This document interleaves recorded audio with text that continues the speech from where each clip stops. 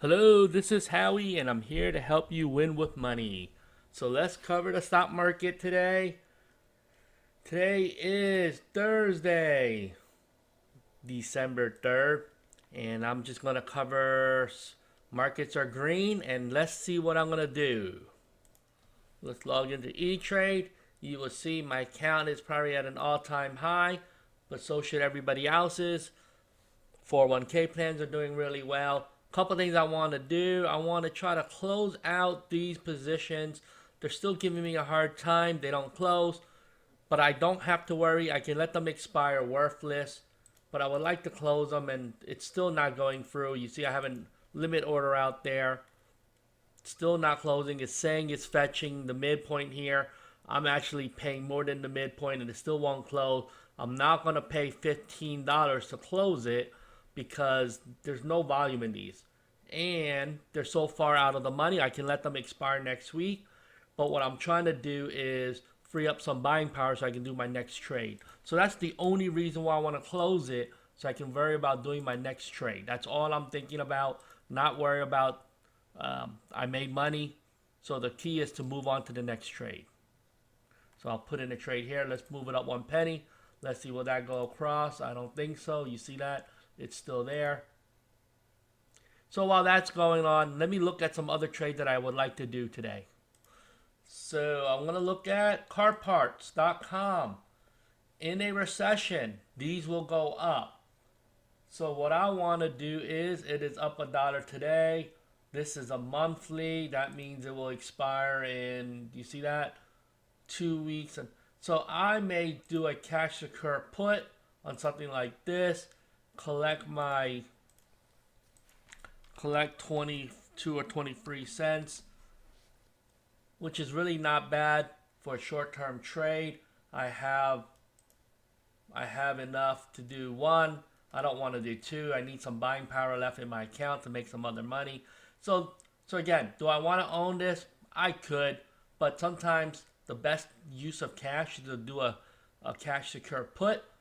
I don't really like getting assigned. I just want to make money on my money. So, oh, wonderful. Look, I don't like how that works.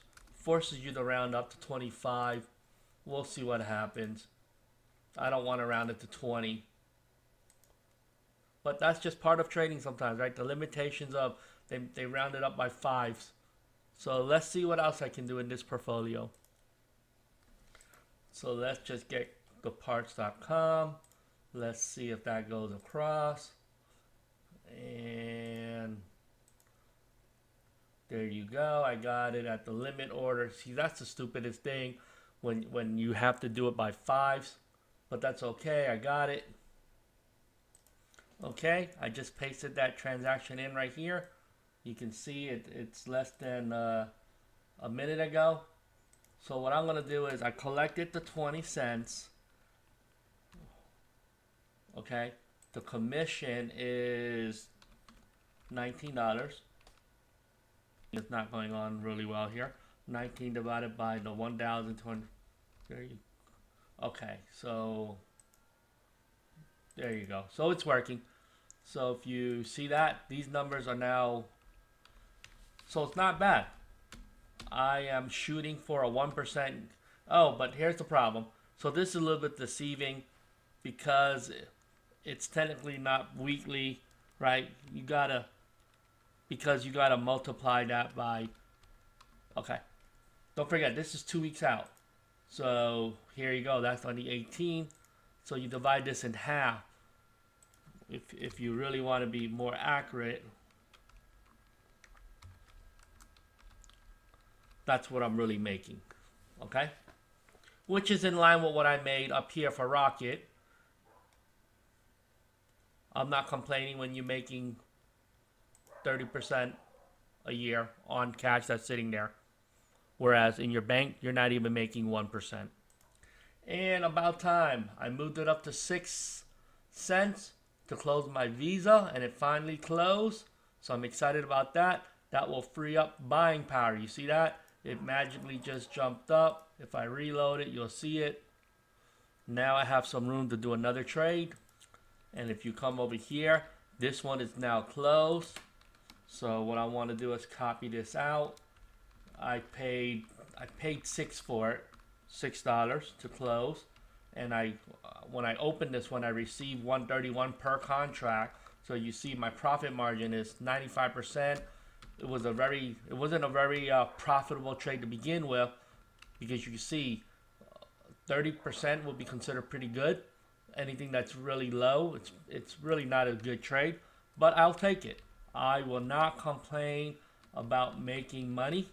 That is how my strategy generally works. Paste it over here, and then now that this is closed, I can delete it from here. Okay, and you see in the last few minutes, that's the trade. I did a square trade before I started recording. Then I did this one in front of you, the parts.com. I closed out my Visa. Now let me see what else I want to do. I may just open a new Visa one.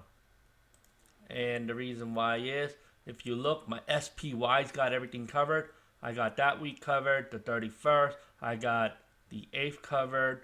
And I think in my other portfolio, you can see over here, I also covered, I have 7 contracts for so I have almost every week covered. Visa, it's the same thing. I've been playing Visa, I've been making money on it. This was a horrible move, and it's strange. I don't even know why I did it anymore, but I believe I did a roll forward, and I just rolled it out to get a net credit, so I didn't really care about that.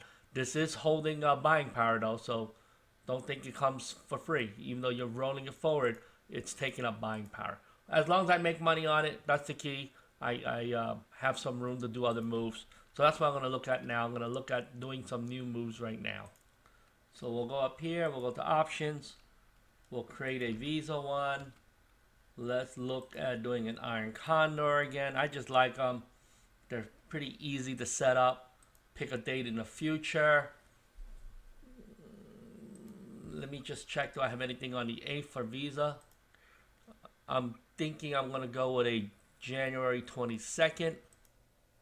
Okay, we're going to check. Let's check some option chain data. Let's check out the odds. I think I used I want to use this one here, the 22nd, 50 days to expiration. So let's just take a quick look at what that would mean. If I do a 190, you see the odds. It's saying it's a 17%. The delta puts me at a 17. So that's high risk. 17. I don't like 17. And on the upside, if I use this one here, the 222, it's a 24% chance.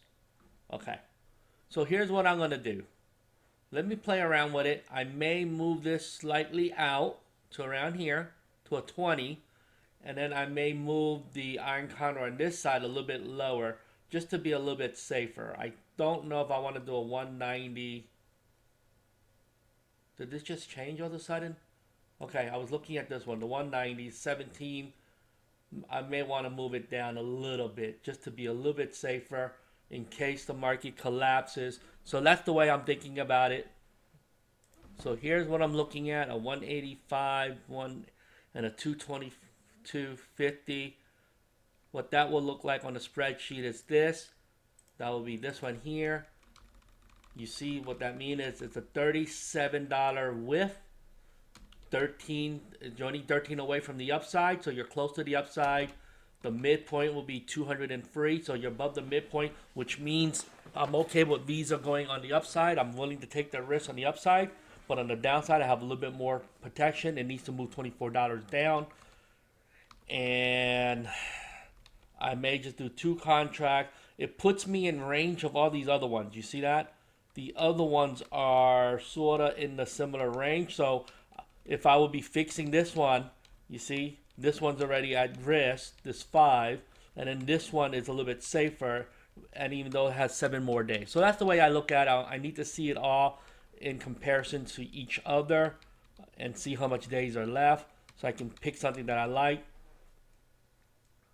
So this is what I did. I did make it wider. And then I moved it to 185, 225. And that will look like this. A 185, 225. You see now my width is a 40 width. $16 away on the top side, 24 on the bottom. And you'll collect a lot more premium. 150 right here, 158. I want to make sure I didn't do this wrong. I picked the right date. These look fine to me. I think the odds are fine. If you 185 is right here, 11, that's a 12 delta and 11% chance of happening. And then on the upside, I went with a 225, which is a 20% probability, or 21 delta. You see that? But I think it's okay. I'm skewing it toward the upside. I rather Visa go up than down. Okay, I just added the delta in here. So it's a minus 12 delta for 11% chance. And you can see S&PY have no chance, but that's a different security. And so this one is a 22 delta with a 20% chance of happening, but I collect a lot more premium. So let's do that. So here you can see I'm going to try a 2 first, because sometimes there's a weird thing here. Don't just always start at the mid, and then I'll show you what happens next. It'll show you the buying power requirement and what it means when you hit this button here. You see that? It will take $2,000, which is fine. I'll collect some cash, and then let's place the order and see what happens on a Visa Iron Condor. Hit and place another trade. It may not go through. Yeah, it's not going through yet. That's okay. We'll tweak it a little bit until it sells. And if you look here, that is the timestamp. You see this? It just went across, and I got it at 190. I was very surprised. I got it at 190. So let me put that in here. That's 190 per contract. So if you look at this, I think my math is correct. Hang on one second. You see the math?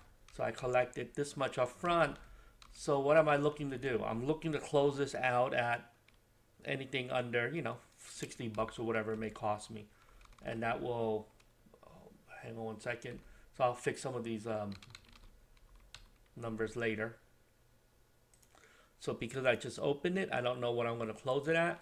So normally I like to put some fake numbers in here for now.